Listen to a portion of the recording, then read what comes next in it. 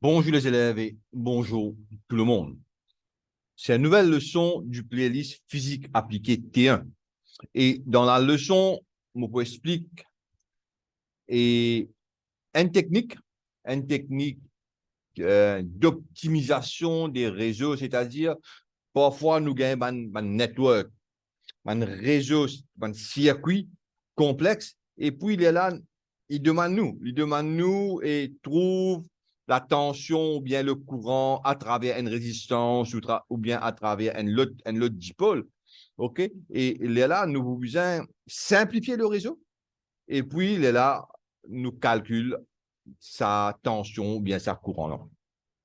Et un network theorem, et moi appelle ça la conversion de la source. OK? Et en anglais, je t'appelle ça source conversion. Source conversion.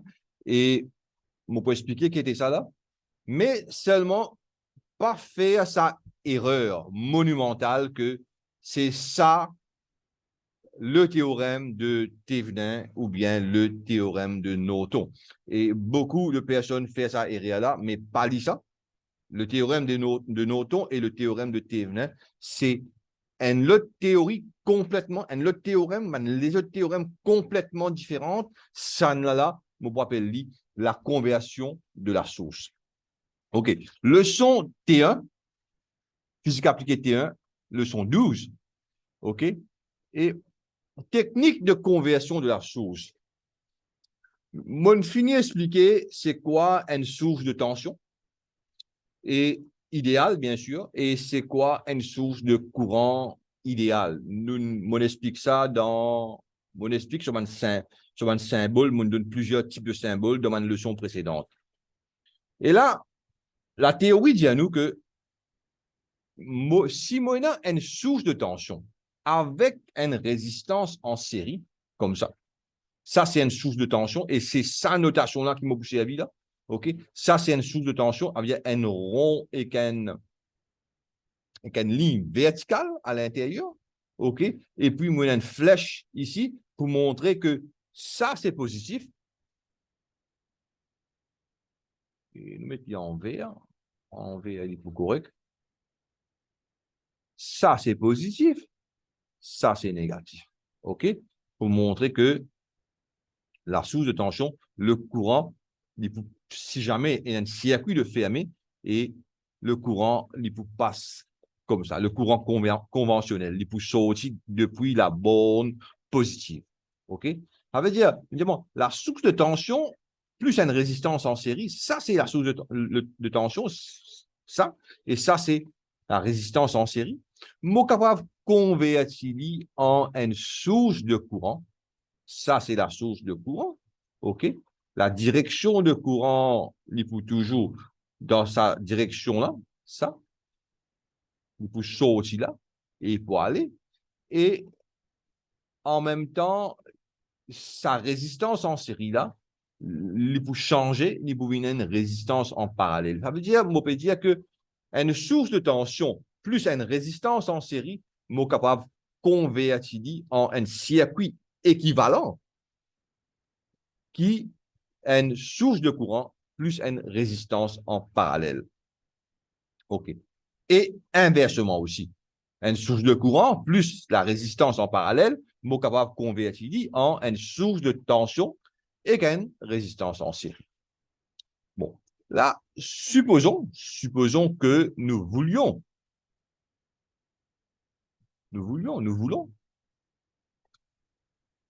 convertir la source de tension de la figure A, ça c'est la figure A, en une source de courant équivalente. Bon, tout d'abord, ce qui m'a besoin de faire, m'a besoin de trouver la valeur du courant fourni par la source lorsqu'un court-circuit est mis aux bornes de AB. OK? On a A et B là. Je créer un court-circuit, ça veut dire on a un circuit intermédiaire au milieu là. OK? Je créer un court-circuit, je rôde le courant qui va traverser. Et là, je appelle ça, bon, je appelle I court-circuit ou bien I short-circuit. Si je mets I, je dis ICC, je suis capable de confuser avec I courant continu, je ne peux pas servir ça. Je préfère servir le terme anglais short circuit. OK. Ah bien, I short circuit, il peut être égal à une source de tension avec une résistance est égale à V sur R par la loi d'Ohm. OK? Et Léa là, on dire que ça IA là, me représente pas une source de courant ici. OK? Et me mettre une résistance en parallèle. Et qui résistance me met en parallèle? Même résistance. Et là, on dire que ça est égal à ça. Ça est égal à ça. Qui fait? Qui fait est égal à ça. Nous, je connais. OK? Déjà, là, je connais que VAB est égal à V. OK? VAB, la tension de circuit ouvert, VAB est égal à V. OK? Et aussi, là aussi, VAB, l'Ibizin est égal à V. OK? Et nous sommes capables de connaître parce que si dans un circuit comme ça, OK, si moyenne courant I est passé, OK, et I est égal à V sur R, mon calculé, I est égal à V sur R, mon calculé, OK, et V sur R fois R, mon V. Ça veut dire VAB, dans ce cas-là aussi, il est égal à V. En termes de tension de circuit ouvert, les deux sont égaux. OK? Et ça, c'est une affaire. OK? Mauvaise littérature, une quoi, c'est une source de courant fournissant ce courant I et ayant la même résistance R connectée en parallèle avec celui-ci représente la source équivalente, c'est qui vont dire, elle est illustrée à la figure C. OK? De même, une source de courant de I et une résistance R en parallèle peuvent être converties, évidemment le contraire, c'est ça, nous avons converti ici, OK? En une source de tension V est égale à IR et une résistance R en série avec celle-ci. C'est-à-dire ça, mon capable de convertir ici. Vous trouvez, ça flèche là et dans deux flèches de côté. Okay? Ça, la ligne là, il y a deux flèches de côté. C'est-à-dire, il dans les deux sens. OK. Déjà là, mon fini connaît que la tension de circuit ouvert dans le circuit A et la tension de circuit ouvert dans le circuit C, il paraît. Bon, maintenant, on a une chose en gros caractère, là, caractère foncé. Il faut garder à l'esprit qu'une combinaison source de tension-résistance en série est équivalente ou remplaçable par une combinaison source de courant résistance parallèle si seulement les tensions respectives en circuit ouvert sont égales. Dans ce cas-là, on dit VAB est égal à V et aussi VAB est égal à IE qui est égal à V.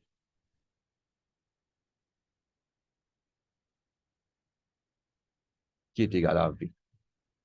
Les deux sont pareils, mais aussi, on a une deuxième condition, les courants de court-circuit respectifs sont égaux. Par exemple, là, on met un court-circuit entre A et B, le courant est pour V sur R, I short-circuit, I court-circuit est égal à V sur R, qui est équivalent ici, qui est équivalent I. OK? Parce que là-dedans, si on fait un court-circuit, aucun courant ne peut passer là-dedans. Tout le courant peut passer là-dedans et tout le courant égal à I. Et I me connaît, I est égal à okay, le truc in coupé là, bon, m'aurait share ce screen. OK? Moi, j'arrive là, moi, je dire que les deux courants de court-circuit sont égaux, les deux tensions en circuit ouvert sont égales, là, je suis capable de dire que les deux circuits sont égaux, sont équivalents. OK?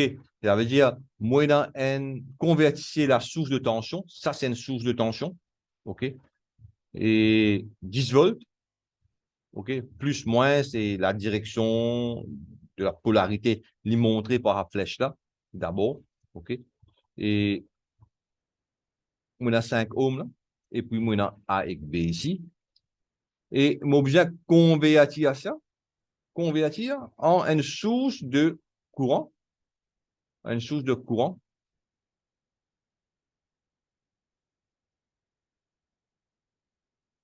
en une source de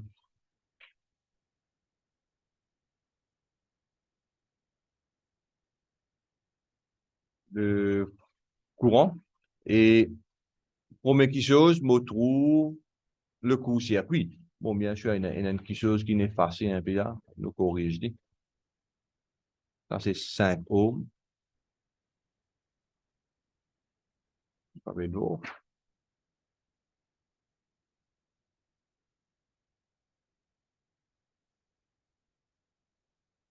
5 ohms. OK.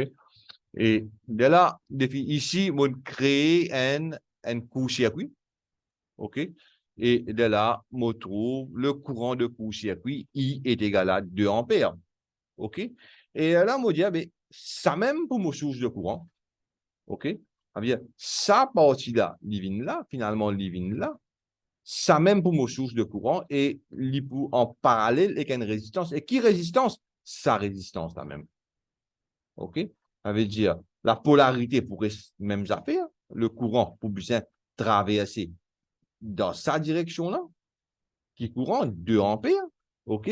Et la polarité pourrait se parer et la résistance, il prend parallèle entre A et B.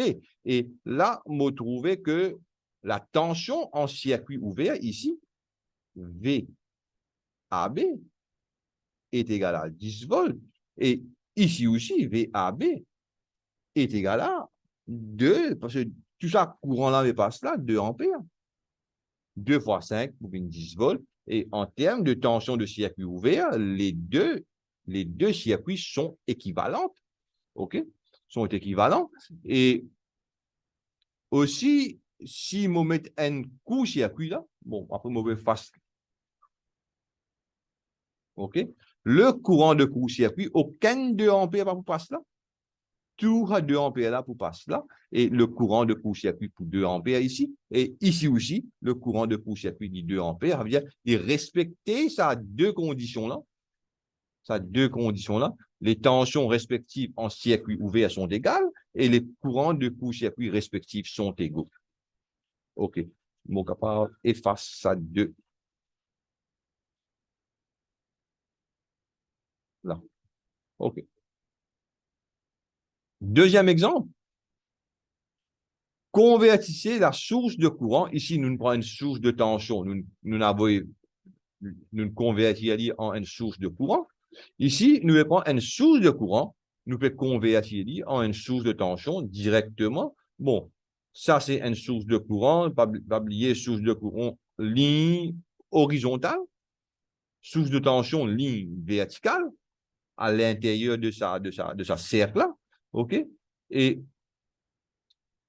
la tension en circuit ouvert, VCO, circuit ouvert, on appelle ça VCO, et c'est 5 ampères fois 2 parce que le courant de 5 ampères, il passe là. 5 ampères fois 2, OK, il vaut 10 volts. Et ça même pour nos sources de tension, OK, la polarité pourrait se parer et la résistance qui prend en série, il pour 2 ohms. OK, et là, on trouvé que la tension en circuit ouvert, 10 volts, ça veut dire première condition respectée. Deuxième condition, si on met un court-circuit là, la tension, le courant de court-circuit, il est pour 10 sur 2, il est pour 5 ampères. Et si on met un court-circuit là, le courant, pas pour traverser là, il est pour traverser dans le court-circuit, il est pour 5 ampères. Eh bien, les deux conditions sont respectées et les deux circuits sont équivalents. Bon, une question un peu plus complexe. Utiliser, parce que ça, c'est la théorie de base. Exemple 1, exemple 2, c'est théorie, application de la théorie de base. Maintenant, nous faisons une application un peu plus complexe. Utiliser la technique de conversion de source pour trouver le courant de charge dans le circuit ci-dessous. Bon. Déjà, moyennant un circuit moi, une source de courant, moi, une source de tension, moi, une source de courant, moi, un réseau un peu plus complexe parce que moi, on a plusieurs résistances. Et puis, moi, bon, toutes les résistances sont en ohms. 3 ohms, 2 ohms, 6 ohms, 1 ohm. Moi, un nœud qui nous appelle A et B ici. Et puis, moi, une chose qui m'appelle EAL. EAL, c'est la charge. Moi, je appelle EAC aussi. La charge, c'est air load. Parfois, nous appelons EAC aussi, hein, et à charge. OK. Et là, moi, je prends ça, moi, je convertis, à chaque fois, je mets une flèche, ça veut dire que je peux convertir en une forme intermédiaire jusqu'à moi arriver à la finalité. Bon, première analyse, une source de tension de 6 volts avec une résistance de 3 ohms a été convertie en une source de courant équivalente de 2 ampères. 6 divisé par 3, 2 ampères, en parallèle avec 3 ohms. Ça partie-là, in ça partie-là.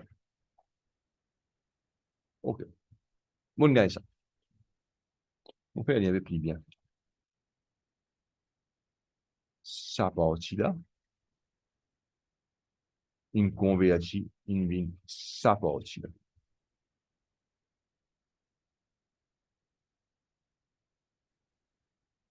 Bon, ça, A, B là, mêmes affaires, ça. Parce que ça aussi, c'est A, ça aussi, c'est B. En fait, ça, c'est l'original, hein, A et B. Mais un seul point, ça, alors, on trouve ça 2. Après, les restes restent pareils, là, hein. 2 ohms, il reste 2 ohms. 1 ohm, il reste 1 ohm. Et le courant dans la charge, on appelle l'IL. La charge, c'est 3 ohms, il reste 3 ohms. Et la source de courant, 3 ampères, il reste 3 ampères. OK? Seulement ça, il convertit en ça. Et puis, là, on trouvait que les deux sont en parallèle. Et quand des affaires en parallèle, et mon capable optimiser. OK? 3 fois 6 divisé par 3 plus 6, ça veut dire 18 sur 9, je gagne 2 ohms. Ça veut dire que je gagne 2 ampères, source de courant, en parallèle avec 2 ohms. Et puis, maintenant, le reste du circuit reste pareil. OK. Et là, ce qui est capable, parce que là aussi, je ne suis pas capable de faire grand chose genre ça là. OK? Je convertir ça. Je convertir ça.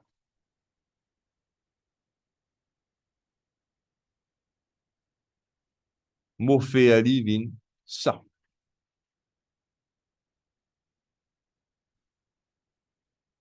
Source de courant parallèle et source de tension, et résistance en parallèle. OK? Source de courant parallèle avec résistance, il y a une source de tension en série avec résistance. Bon, c'est quoi la valeur de la source de tension? C'est 2 ampères fois 2, 4 volts. Et c'est quoi la résistance? C'est la même résistance de ohm. Et là, le reste, il reste pareil. 2, 3 ampères, 1 ohm, IL et L3. OK? Et là, moi réanalysé, moi trouvé que moi capable de joindre ça de là. 2 ohms avec 2 ohms, moi fait 4 ohms. OK? Et ça veut dire, là, moi, gagne, bon, il paye dans l'ILA, un intermédiaire de 4. Parce que ça, il vous 4 ohms, parce que c'est deux résistances en série. Et 4 ohms, 4 volts en série avec 4 ohms, moi capable de faire une source de courant. 4 divisé par 4, 1 ampère. OK? Et en parallèle avec sa résistance de 4 ohms. Et là, on arrive à une situation que est facile pour moi, avec 1 ampère, 4 ohms, tout ça là est en parallèle. Tout ça là, c'est le même point, ça. Hein?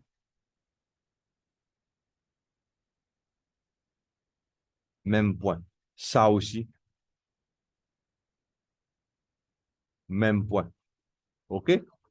Et c'est un seul point, ça. Ça veut dire 1 ampère peut sortir, 1 ampère peut sortir, et nous sommes capables d'ajouter ça de là, il vous vient 4 ampères. Voilà, une mine là. En parallèle, les 4 ohms, et lié en parallèle avec 1 ohm et 3 ohms. Ça veut dire, ça total là aussi, c'est 4 ohms. OK. Ça veut dire, mon gars, 4 ampères, source de courant, en parallèle les 4 ohms, en parallèle les 4 ohms, il est clair que le courant, là, on a 4 ampères, même résistance ici, il faut diviser en deux. Il faut une 2 ampères ici, et ici, pour une 2 ampères. Et puis, le courant dans la charge est 2 ampères. IL, I load, c'est 2 ampères. Et ce qui s'aligne devant nous, trouver le courant dans la charge. Le courant dans la charge. OK? Et L. L, nous mettons ça en subscript dans le circuit ci-dessous. OK? Et là, moi, espérer, je ne comprends moins. OK? Moi, espérer, je ne comprends moins. Moi, espérer, clair. OK? Nous prenons deux simples théories. OK? La conversion de la source de courant en source de tension, ou bien vice-versa.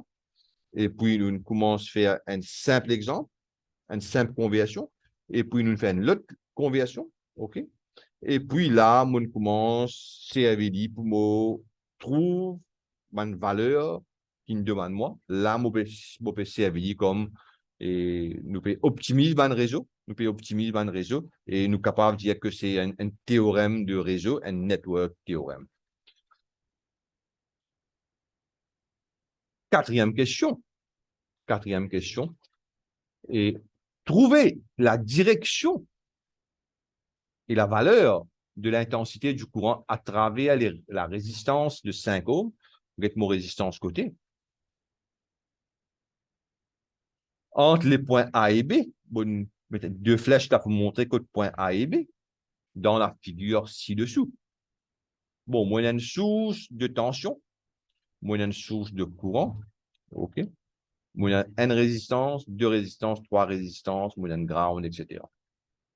Bon, la première chose à faire, parce que bon, non seulement on me donne la réponse, mais seulement bon, me donne l'analyse. La première chose à faire est de convertir la source de tension en source de courant. En source de courant. OK.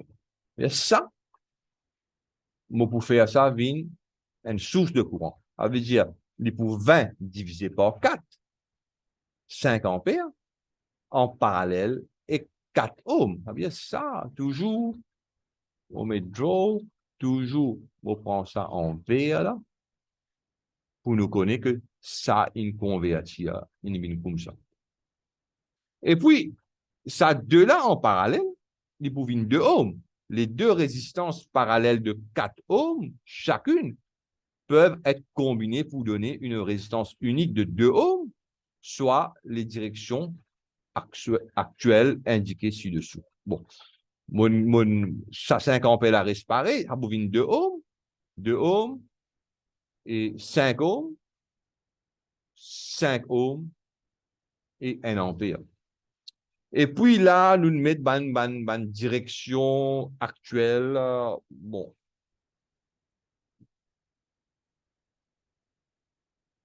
arbitraire.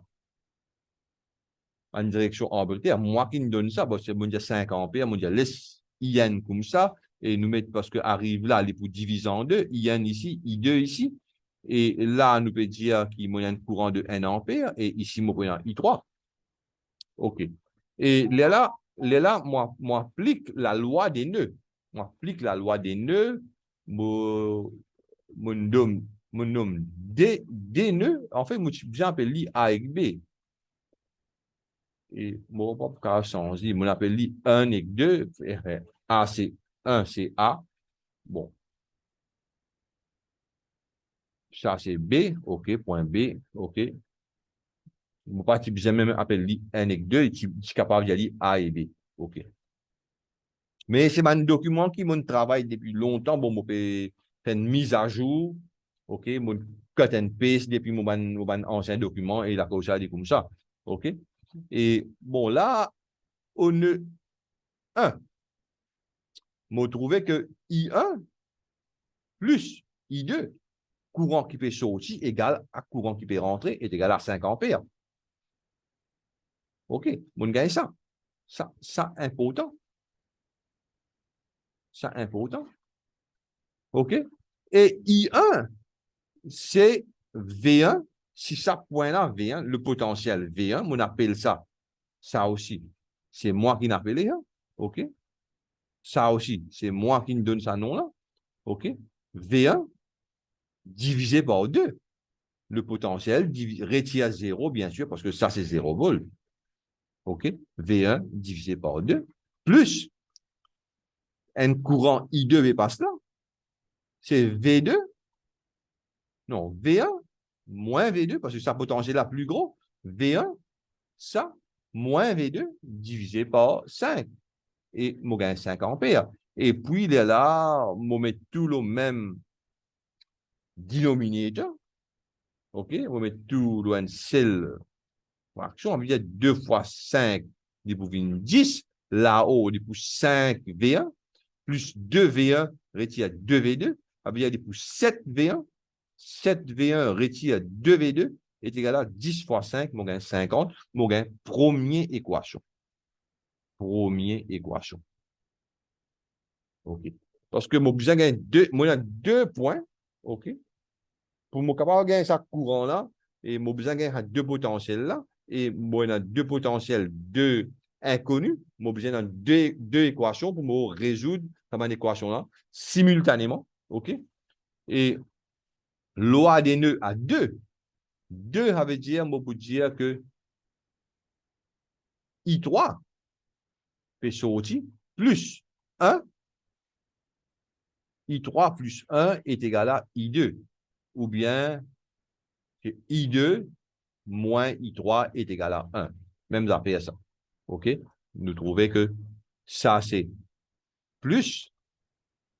Ça, c'est plus. On peut dire tout ce qui peut sortir plus. OK? Et ça, là, c'est moins. OK? Ça veut dire I3 plus 1 moins I2 est égal à 0. Ou bien I2 moins I3 est égal à 1. OK? C'est la même forme. Et I2, c'est quoi?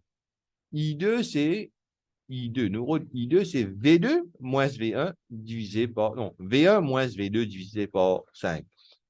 V1 moins V2 divisé par 5. I3, c'est quoi? V2 moins 0 divisé par 5. Et 1, c'est 1. OK? Et là, on gagne V1 moins V2 moins V2. V1 moins 2V2 est égal à 5. On gagne deuxième équation. Deuxième équation. Et moyennant ça et que ça, et là, ce qu'il est capable de faire, je capable de prendre N retire 2, 7V1 retire V1, je gagne 6V1, retirer 2V2, retirer moins 2V2, ça veut dire plus 2V2, V2 pour couper, 6V1 est égal à 50, retire 5, 45, V1 est égal à 15 sur 2 volts, 45 sur 6, et divise par 3, 15, 6 divisé par 2, divise par 3, 2, divise 15 sur 2 volts, ou bien 7,5 volts, et V2 me remplace là-dedans. OK? Et il pour V1 moins 5 divisé par 2. Il pour V1 moins 5 divisé par 2, ça veut dire 15 sur 2, moins 5, qui égale 5 sur 2.